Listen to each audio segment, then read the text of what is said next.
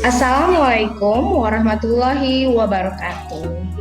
Hai anak-anak, ketemu lagi dengan Mem Riri Asri Putri dalam pelajaran Social Science Lesson. IPS oke, IPS asik.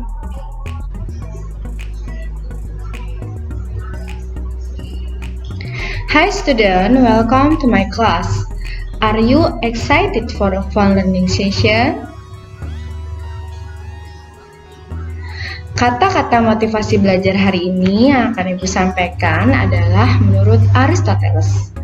Aristoteles berkata bahwa pendidikan punya akar yang pahit tapi buahnya manis. Jika kalian anggap proses kalian memperoleh pendidikan adalah sebuah perjalanan, maka perjalanan ini kalian mendapatkan buah yang amat pahit. Tapi pada ujung perjalanan kalian akan disajikan buah yang sangat manis sekali. Jadi di sini dibutuhkan kesabaran. Dalam prosesnya, ketika kalian memperoleh pendidikan, menemui kesulitan, hambatan, seringkali kalian mengalami patah semangat, itu hal yang lumrah dalam memperoleh pendidikan. Selalu ingat bahwa nanti pada akhirnya kalian dengan kesabaran dan dengan kegigihan dalam memperoleh pendidikan, kalian akan mendapatkan sebuah keberhasilan dan kesuksesan pada ujungnya. Buah yang sangat manis akan menanti kalian. Jadi nikmati prosesnya. Ingat ya, hasil tidak akan mengkhianati proses. Jadi kalau semangat kalian kendor, mulai kencengin lagi ya. Bangkitkan lagi semangat kalian untuk memperoleh pendidikan. Before we start classes, let's pray to the Almighty. Mari berdoa sesuai agama dan kepercayaan masing-masing sebelum kita mulai kelas. Berdoa dimulai. Selesai. Make sure you have the following before we start. Prepare this before we start classes. Siapkan alat-alat ini ya. Yang pertama adalah Android kalian, pastikan dalam keadaan full charge. Kemudian buku tulis atau buku catatan kalian untuk mencatat hal-hal yang merupakan informasi baru buat kalian. Buku paket disiapkan untuk tambahan referensi. Itu adalah hal-hal yang perlu kalian persiapkan selama pembelajaran dengan Ibu.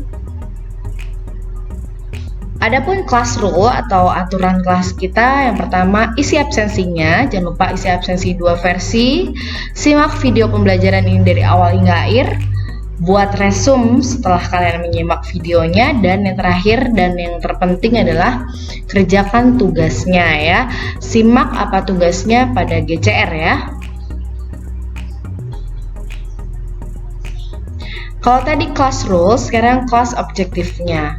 Jika kalian mengikuti pembelajaran Ibu dari awal hingga akhir dengan serius, maka kalian akan memperoleh ilmu atau mendapatkan ilmu mengenai pengaruh perubahan dan interaksi keruangan terhadap kehidupan negara-negara ASEAN, sesuai dengan IPK dan tujuan pembelajaran yang telah Ibu rencanakan atau tentukan. Indikator pencapaian kompetensi atau IPK yang akan kita pelajari, adapun untuk IPK pengetahuannya ada 5, yaitu yang pertama mendeskripsikan pengertian ruang dan interaksi antar ruang. Kemudian yang kedua, menerangkan hubungan perubahan ruang dan interaksi antar ruang. Yang ketiga, mengidentifikasi perubahan ruang dan interaksi antar ruang akibat faktor alam dan manusia. Yang keempat, menganalisis hubungan perkembangan ilmu pengetahuan dan teknologi terhadap perubahan ruang dan interaksi antar ruang. Yang kelima, mengevaluasi perubahan ruang dan interaksi antar ruang terhadap penyebaran COVID-19. Sekali lagi, itu adalah 5 IPK pengetahuan. Adapun IPK keterampilannya adalah menyajikan hasil telaah dalam bentuk presentasi. Today Social Science Lesson. Our lesson today adalah pengaruh perubahan dan interaksi keruangan terhadap kehidupan di negara-negara ASEAN.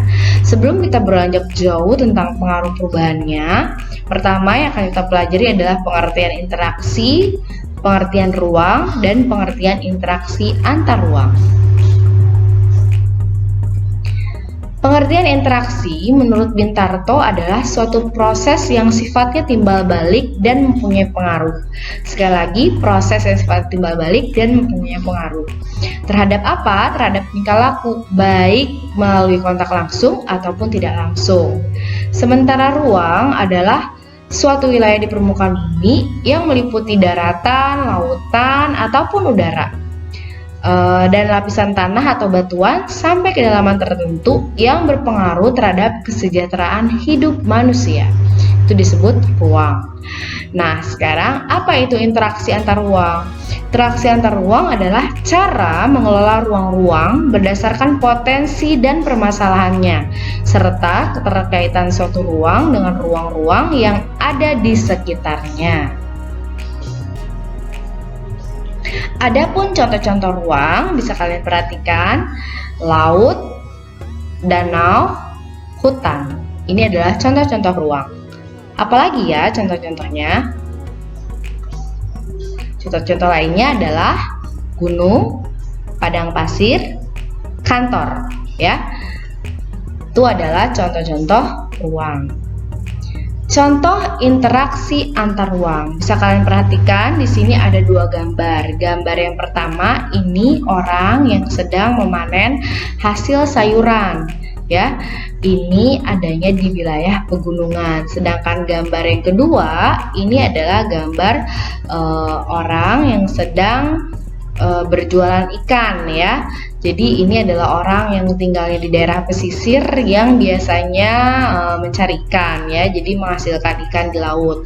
Dari sini terjadi interaksi antar ruang.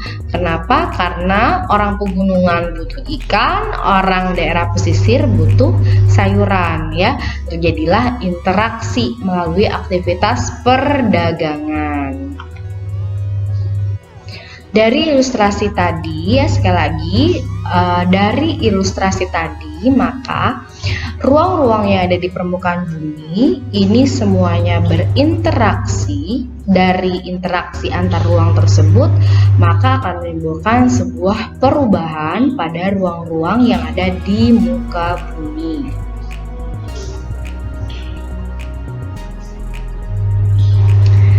Bagaimana? Is everything clear?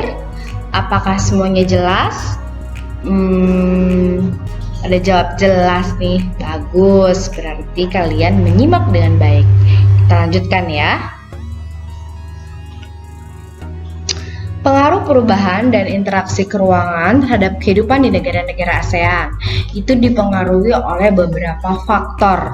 Faktor yang pertama adalah faktor alam, sementara yang kedua adalah faktor manusia. Untuk faktor manusia terbagi ilmu pengetahuan dan teknologi, ekonomi, dan konversi lahan. Sekali lagi ada dua faktor. Yang pertama faktor alam, yang kedua adalah faktor manusia. Faktor manusia itu terbagi atas ilmu dan teknologi, ekonomi, dan konversi lahan.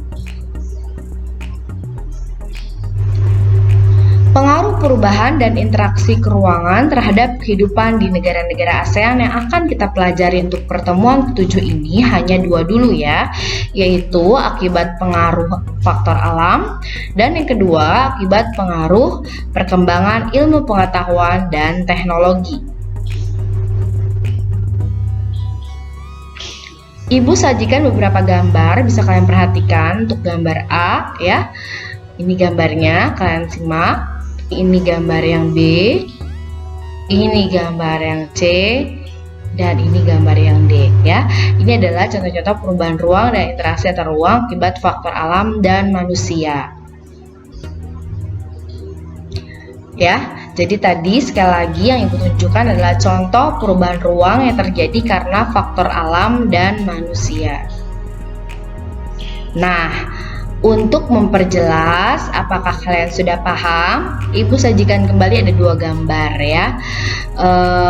Gambar yang pertama ini bisa kalian lihat ya, ini adalah gambar pesisir pantai ya.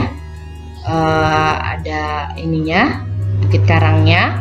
Dan yang kedua adalah gambar jalan tol ya. Ini jalan tol yang kurang lebih cukup ramai ya kendaraannya. Nah, sekarang dari gambar ini mana yang merupakan perubahan ruang akibat faktor alam, mana yang merupakan perubahan ruang akibat faktor manusia? Siapa yang bisa jawab? Ya, betul sekali. Untuk gambar yang pertama apa? Ini adalah akibat faktor alam ya. Perubahan ruang akibat faktor alam. Kalau ini adalah perubahan ruang akibat faktor manusia.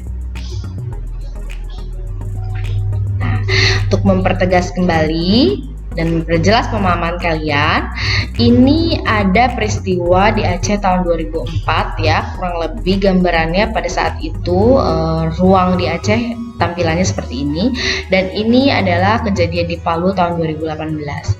Ini gambaran ini terjadi setelah adanya tsunami ya. Jadi terjadi perubahan ruang di Aceh dan di Palu. Nah, ini adalah perubahan akibat faktor alam. Nah, sementara gambar yang berikut ini kalian lihat, asalnya seluruhnya adalah persawahan, tapi bisa kalian lihat dengan jelas bahwa sekarang sebagian dari wilayah tersebut sudah berubah menjadi pemukiman ya, atau perumahan. Nah, yang kedua ini adalah gambar laut, tapi di laut tersebut ada jalan tol ya. Dua gambar ini adalah perubahan ruang akibat faktor manusia. Nah, perubahan ruang dan interaksi antar ruang akibat faktor alam sendiri itu penyebabnya ada 3. Yang pertama adalah iklim, yang kedua adalah faktor geologi, yang ketiga adalah faktor sumber daya alam. Kita kaji satu persatu ya. Pengaruh akibat faktor iklim. Untuk iklim yang mempengaruhi terjadinya perubahan ruang itu ada iklim matahari, iklim muson, dan iklim fisis. Untuk iklim matahari sudah pernah kita bahas pada pertemuan pertama dan kedua. Mungkin kalian masih ingat. Di sini Ibu ulang kembali bahwa iklim matahari adalah iklim yang didasarkan atas perbedaan panas matahari yang diterima bumi. Daerah-daerah yang terletak pada lintang tinggi ya, 90, 66 lintang tinggi, itu memperoleh lebih sedikit sinar matahari karena posisi matahari berada di khatulistiwa ya. Ini adalah matahari.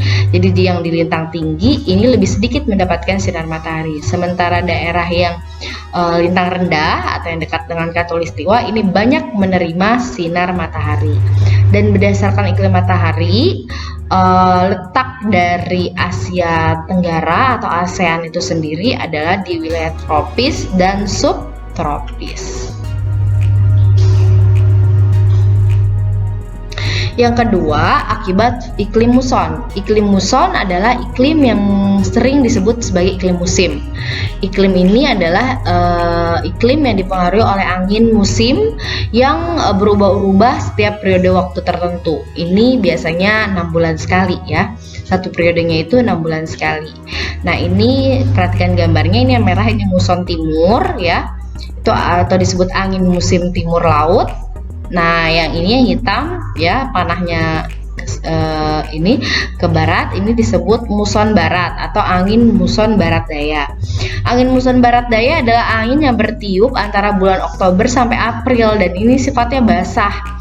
Pada bulan-bulan tersebut Indonesia mengalami musim penghujan ya. Ini angin muson barat yang ini ya, pada saat panahnya berwarna hitam ini disebut muson barat. Ini pada saat itu berhembusnya Oktober sampai dengan April dan posisinya Indonesia sifatnya basah sehingga mengalami musim hujan. Dan yang kedua adalah angin muson timur nih yang warnanya merah nih ya, yang ke arah timur. Nah, ini berhembus dari April sampai Oktober. Nah, ini kebalikan dari angin muson barat ya. Kalau angin muson timur ini sifatnya kering. Akibatnya pada bulan-bulan tersebut Indonesia mengalami musim kemarau. Dan yang ketiga adalah iklim fisis, namanya aja fisis ya. Physis ini berarti menurut keadaan atau fakta sesungguhnya di suatu wilayah permukaan bumi. Jadi wilayah tersebut dekat apa, berada di mana, banyaknya bentuknya apa muka buminya. Nah, itu mempengaruhi iklimnya. Misalkan wilayahnya itu berada di antara lautan, maka wilayah tersebut akan dipengaruhi oleh iklim laut. Kemudian wilayah tersebut berada di daratan yang luas, maka akan dipengaruhi oleh iklim darat. Kemudian pengaruh angin, pengaruh arus laut, pengaruh vegetasi dan topografi itu akan mempengaruhi iklim-iklim di suatu wilayah yang disebut iklim fisis.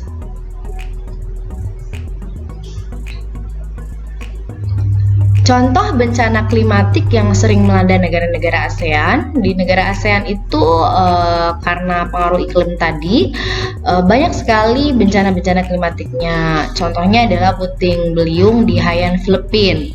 Kemudian banjir di Bangkok, lalu kekeringan di Jawa Timur Indonesia, dan banyak lagi ya bencana-bencana klimatik lainnya. Dalam upaya menanggulangi bencana di kawasan Asia Tenggara, ASEAN melakukan kerjasama antar negara anggotanya. Contoh kerjasama ASEAN dalam menanggulangi bencana klimatik yaitu ketika terjadi kebakaran hutan yang hebat di Sumatera tahun 2015, Malaysia dan Singapura atas nama ASEAN memberikan bantuan peminjaman pesawat pemadam kebakaran.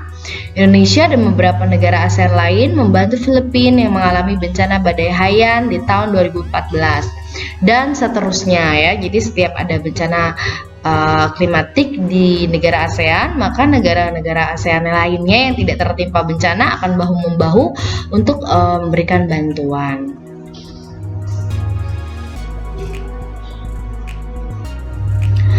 Kalau bicara tentang iklim ya, perubahan akibat manusia yang perlu kita perhatikan bersama adalah tentang pemanasan global ya. Tahukah kalian bahwa pemanasan global atau global warming yang disebut juga sebagai darurat iklim atau krisis iklim adalah suatu proses meningkatnya suhu rata-rata atmosfer, laut, dan daratan bumi. Suhu rata-rata global pada permukaan bumi telah meningkat 0,74 ya kurang lebih sampai 0,18 derajat Celcius atau 1,33 kurang lebih 0,32 derajat Fahrenheit selama 100 tahun terakhir. Alhasil realnya tuh kita sering kepanasan kan, penduduk dunia itu khususnya Indonesia itu sering sekali panas tuh melebihi biasanya. Itu kenapa sih panas semakin hari itu semakin terik, semakin menyengat? Itu karena akibat pemanasan global. Nah, kalau kalian perhatikan, nah jadi kalau diperhatikan gambar ini ya, silahkan. Ini panas matahari ini dilepaskan ke permukaan bumi, ada yang diserap oleh permukaan bumi dan ada yang dipantulkan kembali ke atmosfer. Nah, untuk yang dipantulkan kembali ke atmosfer itu ternyata tidak semuanya lepas ke atmosfer. Ada sebagian yang tertahan di permukaan bumi. Kenapa begitu? Karena akibat dari efek rumah kaca. Jadi sinar matahari yang harusnya radiasinya itu dilepaskan kembali atau dipantulkan kembali semuanya ke atmosfer, itu ternyata sebagian tertahan di permukaan bumi, dan ini mengakibatkan suhu di permukaan bumi menjadi semakin panas. Nah, inilah yang kenapa mungkin kalian merasakan kok semakin hari bumi kita ini semakin panas ya. Nah, ini akibat pemanasan global. Nah, jadi kurangi penggunaan ini ya, nitrooksida, kemudian melepaskan karbon ya, dan juga efek-efek rumah kaca untuk supaya pemanasan global ini tidak semakin menjadi-jadi ya, tidak semakin luas efeknya, dan mengakibatkan bumi kita ini semakin panas lagi untuk hari kedepannya ya. Segini aja udah panas ya, jadi mari kita jaga bumi kita bersama. Faktor geologi. Untuk faktor geologi ini sudah pernah Ibu bahas ya di pertemuan sebelumnya. Jadi perhatikan arah pergerakan lempeng yang bertemu di wilayah Asia Tenggara ya. Ini yang warna merah, kuning, dan ini yang warna biru. Negara manakah yang paling luas mengalami tumbukan? Jelas yang mengalami luas adalah Indonesia dan Filipina ya. Ini Indonesia dan Filipina. Tumbukan lempeng identik dengan kemunculan gunung berapi. Nah, pada tumbukan lempeng itu identik dengan munculnya gunung berapi. Nah, ini yang simbolnya berwarna merah ya. Rangkaian gunung di kawasan negara ASEAN dikenal dengan Sirkum Pasifik dan Sirkum Mediterania. Nah, yang ini Sirkum Pasifik, yang ini Sirkum Mediterania. Sudah pernah kita bahas sebelumnya ya. Jadi Ibu tidak akan bicara panjang lebar. Nah, daerah yang tadi identik pada tumbukan ya, pada tumbukan lempeng yang identik dengan munculnya gunung berapi, ini jelas sekali ya simbol-simbolnya. Ini akan mengakibatkan wilayah tersebut rentan terjadinya gunung meletus ya. Gunung meletus mengakibatkan wilayah tersebut rentan terjadinya gempa. Dan ketika wilayah tersebut terjadi gempa, ini bisa berpotensi terjadinya tsunami ya. Inilah efek dari perubahan ruang akibat faktor iklim ya, yaitu akibat geologi ya. Nah, di ASEAN itu selain Indonesia ada Malaysia, kemudian Thailand dan Myanmar yang sering sekali terjadi gempa dan berpotensi terjadinya tsunami. Nah, tsunami yang sampai saat ini menyisakan trauma yang besar adalah tsunami di Aceh tahun 2004, dan ini menyita perhatian seluruh bangsa di dunia ya, karena tsunami ini mengakibatkan efek yang sangat besar sekali. Aceh pada saat itu berubah total ya, semuanya hancur lebur akibat tsunami tersebut. Dan pada saat itu seluruh negara-negara ASEAN bahu-membahu bekerja sama ya untuk mengembalikan kembali Aceh dari traumanya ya, mengembalikan kembali Aceh dari kehancuran akibat tsunami, memberikan berbagai bantuan kemanusiaan, baik bahan pokok, kemudian bantuan medis ya, tenaga kesehatan, obat-obatan, sampai donasi ya berupa uang, semuanya dikirimkan untuk masyarakat Aceh pada saat itu ya, yang digalang dananya oleh negara-negara ASEAN yang tidak tertimpa musibah ya. Luar biasa ya, solidaritasnya bangsa-bangsa ASEAN, kita bisa acungkan jempol. Kemudian faktor sumber daya alam. Untuk faktor sumber daya alam, pernahkah kalian mengamati daerah tempat tinggalmu? Apakah ada sesuatu yang dimiliki oleh daerah tempat tinggalmu yang tidak terdapat di daerah lain? Tentu jawabannya banyak ya, dan ada kondisi yang kalian rasakan sama seperti ketersediaan sumber daya alam yang ada di negara-negara ASEAN. Untuk bahan tambang atau barang tambang, Singapura adalah negara yang minus atau miskin sumber daya alam berupa barang tambang. Tapi Singapura adalah negara yang unggul dalam bidang perdagangan, industri, dan jasa. Nah, hal ini diambil kesempatan oleh negara-negara ASEAN lainnya ya untuk menjual atau mengekspor hasil barang tambang yang dimiliki negara-negara ASEAN lain ke Singapura, yang merupakan negara yang miskin barang tambang tapi merupakan negara industri yang butuh barang tambang. Jadi dijuallah hasil-hasil barang tambangnya ke Singapura. Apakah benar Singapura tidak memiliki barang tambang? Bisa kalian lihat dari data berikut ya, jelas sekali bahwa Singapura tidak memiliki barang tambang. Oleh karenanya, negara-negara ASEAN lainnya seperti Indonesia, Malaysia, Filipina, dan selanjutnya mengekspor hasil barang tambangnya ke Singapura sebagai negara industri yang membutuhkan barang tambang. Ya, apakah sumber daya alam hanya barang tambang? Ya, tahukah kamu bahwa barang tambang sumber daya alam selain barang tambang adalah sumber daya hutan dan sumber daya laut. Sumber daya hutan, contohnya adalah negara Indonesia. Negara Indonesia adalah negara yang memiliki banyak sekali hutan, ya, kaya akan sumber daya hutan. Oleh karenanya Indonesia melakukan perdagangan luar negeri, yaitu mengekspor hasil hutannya lagi-lagi ke Singapura, ya, sebagai negara industri yang membutuhkan bahan baku berupa hasil hutan dari Indonesia. Nah, hanya sangat disayangkan selain memang ekspor itu adalah kegiatan yang bagus untuk menambah devisa sebuah negara dan juga sebagai bentuk kerjasama antar negara, ya, karena memang Singapura adalah negara industri yang tidak memiliki sumber daya hutan. Jadi apa yang dilakukan Indonesia adalah sebagai bentuk kerjasama yang baik, ya, sesama negara ASEAN. Tetapi amat sangat disayangkan bahwa pada kenyataannya selain banyak sekali terdapat hutan, ya, banyak juga hutan-hutan sejalan, ya, seiring dengan banyaknya kehancuran yang dilakukan terhadap hutan-hutannya, dan ini sangat amat disayangkan. Jadi banyak terdapat kebakaran hutan yang disengaja dan penebangan hutan atau illegal logging yang disengaja untuk kepentingan segelintir orang atau sekelompok orang yang hanya mementingkan keuntungan semata, gitu.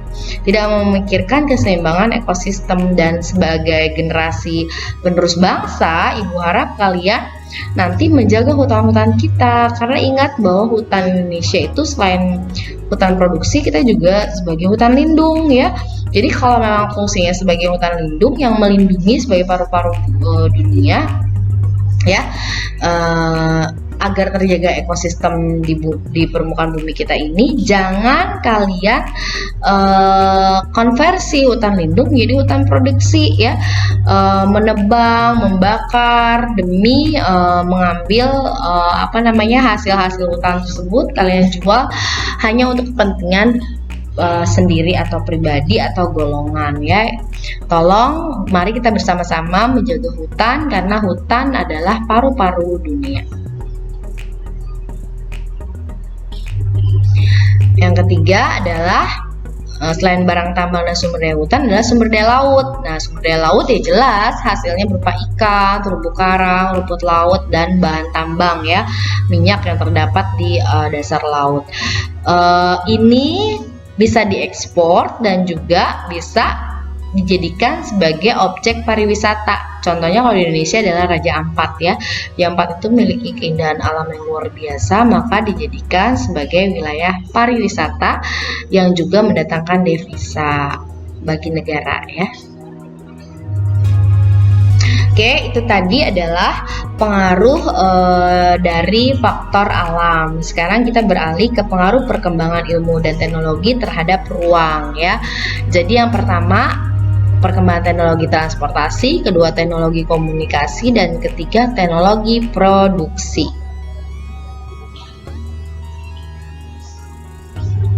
Tahukah kamu bahwa teknologi transportasi itu sangat berkembang cepat, ya, dari waktu ke waktu. Ini di gambar pertama ini disajikan LRT yang merupakan kereta cepat yang sekarang sudah ada di Indonesia, ya. Dan gambar yang ini, yang satunya lagi ini adalah gambar taksi di daerah Myanmar, ya.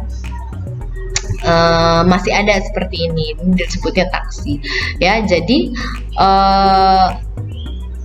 kesimpulannya bahwa transportasi itu adalah membuat sesuatu yang jauh menjadi dekat, ya, membuat yang jaraknya jauh membutuhkan waktu yang lama menjadi jaraknya dekat dan membutuhkan waktu yang singkat. Jadi seperti kereta cepat, bus-bus yang cepat, ya, itu semakin hari semakin berkembang, ya, dari waktu ke waktu semakin banyak bermunculan lebih bagus dan lebih bagus lagi.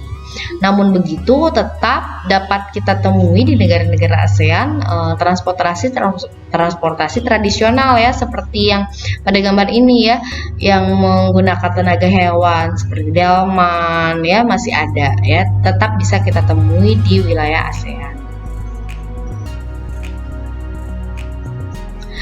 Tahukah kalian bahwa perkembangan teknologi transportasi itu berpengaruh terhadap perubahan ruang?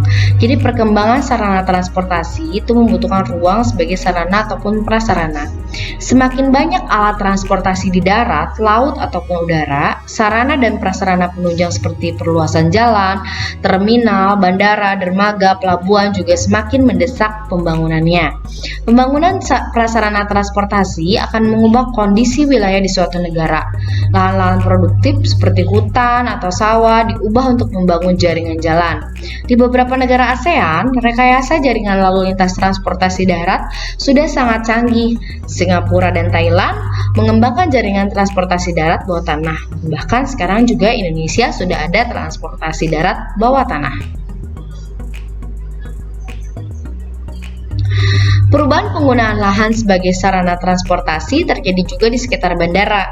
Lahan yang sebelumnya digunakan sebagai pemukiman atau persawahan dikonversi. Dikonversi itu artinya diubah ya, diubah demi perluasan area bandara. Contoh, pembangunan Bandara Suvarnabhumi di Thailand yang menggantikan Bandara Don Muang, Bandara Luang Prabang di Laos, Bandara Ninoy Aquino di Filipina, dan kalau di Indonesia contohnya adalah Bandara Yogyakarta International Airport di Kulon Progo ya.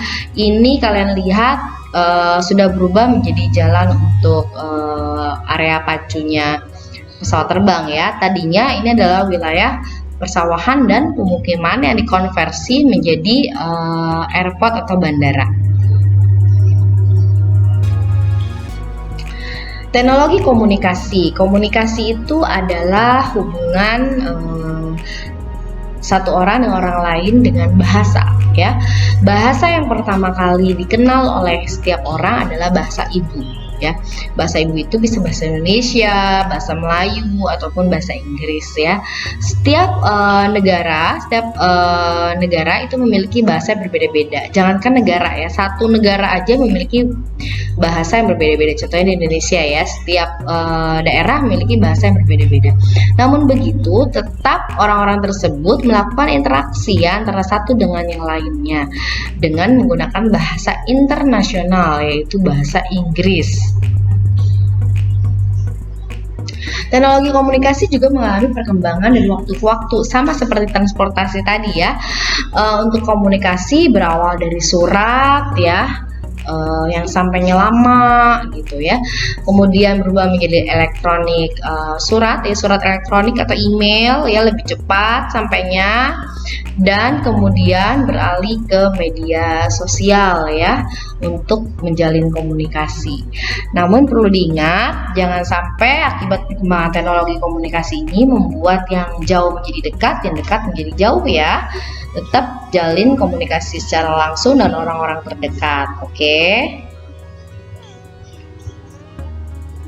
Tahukah kalian bahwa penyebab perkembangan teknologi komunikasi di ASEAN yang pertama adalah populasi anak muda yang besar, kedua adalah urbanisasi ya, perpindahan penduduk dari desa ke kota, dan yang ketiga bertambahnya pengguna smartphone ya.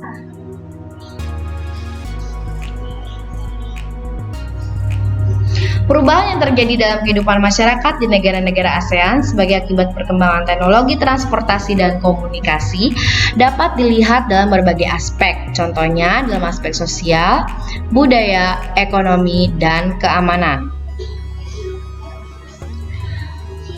Dalam aspek sosial, seperti bertambahnya jumlah penduduk dalam waktu singkat, kebutuhan transportasi massal semakin tinggi untuk menghindari kemacetan, maraknya perdagangan manusia, kerjasama luar negeri semakin mudah. Nah, ini bisa dilihat ya bahwa ada plus dan ada minus ya. Bertambah jumlah penduduk dalam waktu singkat, ini bisa plus, bisa minus. Plus kalau penduduknya berkualitas, minus kalau penduduknya tidak berkualitas dan menjadi beban dalam sebuah negara. Kebutuhan transportasi massal semakin tinggi untuk menghindari kemacetan. Nah, kalau negaranya bisa segera merealisasikan transportasi massalnya sesegera mungkin, maka kemacetan menjadi terhindari. Tapi kalau tidak bisa, ya kemacetan menjadi semakin banyak dan memperparah ya untuk melakukan sebuah mobilisasi yang tadinya waktunya singkat jadi lama akibat macet. Kemudian maraknya perdagangan manusia, nah ini negatif ya. Kemudian kerjasama luar negeri semakin mudah, nah ini positif. Nah, untuk ekonomi, bertambahnya pendapatan negara dari pajak dan pendapatan dari sewa tempat tinggal akibat munculnya pusat-pusat aktivitas masyarakat seperti perbelanjaan, wisata, dan tempat tinggal yang diperlukan pendatang. Ini positif. Nilai barang lokal meningkat seiring permintaan mata uang asing, ini juga positif. Barang-barang asing semakin mudah dijangkau, ini pun positif untuk ekonomi ya. Kemudian untuk budaya, terjadi akulturasi budaya secara sadar atau tidak sadar. Ini bisa plus, bisa minus. Kalau budaya yang diakulturasi baik, bagus, sesuai dengan budaya kita, itu berarti positif. Tapi kalau tidak baik, berarti negatif. Kemudian perubahan sistem nilai dan norma, perubahannya ke arah mana? Kalau ke arah yang lebih baik itu positif, kalau ke arah yang buruk itu berarti negatif. Kemudian terjadinya kecenderungan gaya hidup hedonis, ini negatif ya. Hedonis itu adalah hura-hura, berfoya-foya ya. Itu kecenderungannya. Kemudian aliran-aliran yang bertentangan dengan budaya semakin mudah masuk, dan ini pun negatif ya. Kemudian dari segi keamanan, gangguan kondisi keamanan suatu negara semakin rentan, ini negatif ya, riskan, jadi keamanan harus semakin dijaga. Kemudian narkotika dan obat terlarang semakin mendapat tempat, nah ini pun negatif. Jaringan kelompok perusuh antar negara semakin mudah diorganisir, ini pun negatif ya untuk keamanan. Tapi kalau untuk diorganisir maksudnya untuk dicegah, itu berarti positif. Berikutnya, teknologi produksi. Masyarakat pada masa lalu memanfaatkan sumber daya alam untuk memenuhi kebutuhan mereka. Teknologi yang digunakannya masih sangat sederhana. Dengan menggunakan alat sederhana, memerlukan tenaga besar, dan hasilnya pun terbatas. Teknologi produksi adalah cara meningkatkan produksi dan produktivitas yang dapat diterapkan secara luas dalam industri manufaktur dan jasa. Ini adalah gambar contoh perkembangan teknologi produksi ya, yang masih tradisional dari ditumbuk dengan alat tumbuk ya, kemudian berubah menjadi mesin tumbuk, kemudian dari menggunakan tenaga hewan ya untuk membajak sampai menggunakan traktor, kemudian menggunakan mesin pintal untuk membuat pakaian ya, membuat kain sampai menggunakan mesin ya. Untuk lebih jelasnya, jenis-jenis dari teknologi produksi itu sendiri ada teknologi produksi makanan dan obat-obatan, ada teknologi produksi pakaian ya, berubah dari tradisional menjadi modern. Teknologi produksi bahan bangunan juga dari tradisional menjadi modern. Nah,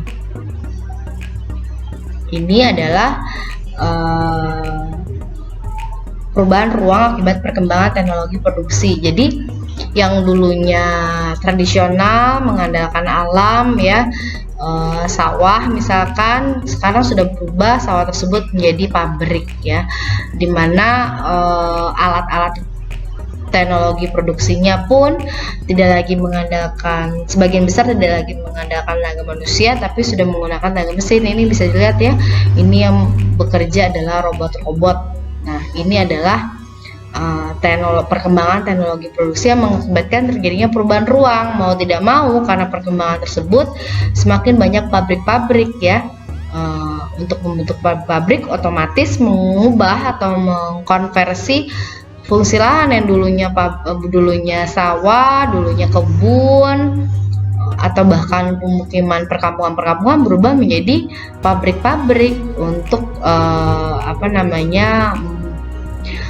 untuk sejalan dengan berkembangnya teknologi produksi tadi ya. Dampak perkembangan wabah COVID-19 berpengaruh juga terhadap interaksi dan perubahan ruang ya. Akibat wabah COVID-19 maka kita diwajibkan untuk physical distancing. menjaga jarak, sehingga tren sosial media semakin meningkat. Sudahlah kita awalnya sangat tinggi sosial medianya, partisipasi sosial medianya untuk bangsa Indonesia, kemudian ditambah dengan adanya COVID, physical distancing, tidak boleh bertemu secara langsung, tren sosial media menjadi semakin tinggi.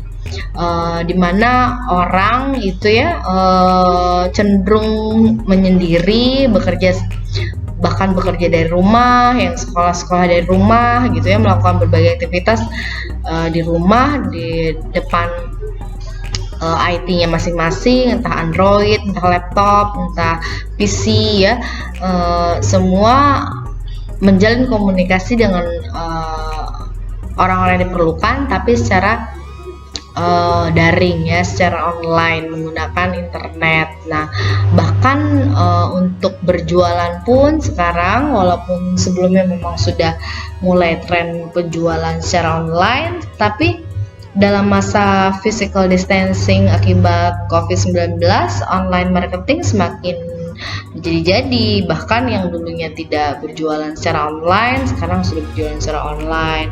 Yang dulunya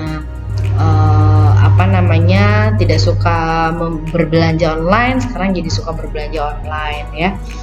Dan kemudian juga terjadi fungsi lahan, misalkan yang tadinya bukan RS mendadak menjadi rumah sakit khusus ya untuk menampung pasien COVID-19. Ini seperti yang terjadi di Batam ya, di Kepulauan Riau. Ini dibuat RS sementara, ini RS khusus untuk menampung pasien COVID-19.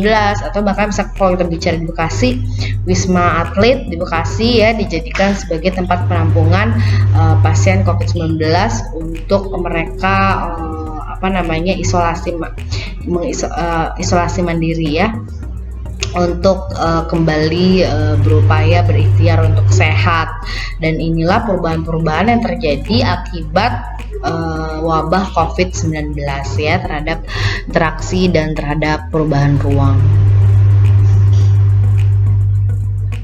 Baiklah, alhamdulillah telah selesai. Kita lesson recap, pengertian interaksi, ruang dan perubahan antar ruang sudah, hubungan interaksi antar ruang dengan perubahan ruang sudah, perubahan antar ruang akibat faktor alam sudah, akibat perkembangan iptek juga sudah. Terakhir tadi dampak COVID-19 terhadap interaksi dan perubahan antar ruang pun juga sudah kita bahas. Oke, waktunya kita post test ya. Seberapa besar pemahaman kalian terhadap materi yang telah kita pelajari? Kalian bisa jawab benar, salah, atau ragu-ragu ya.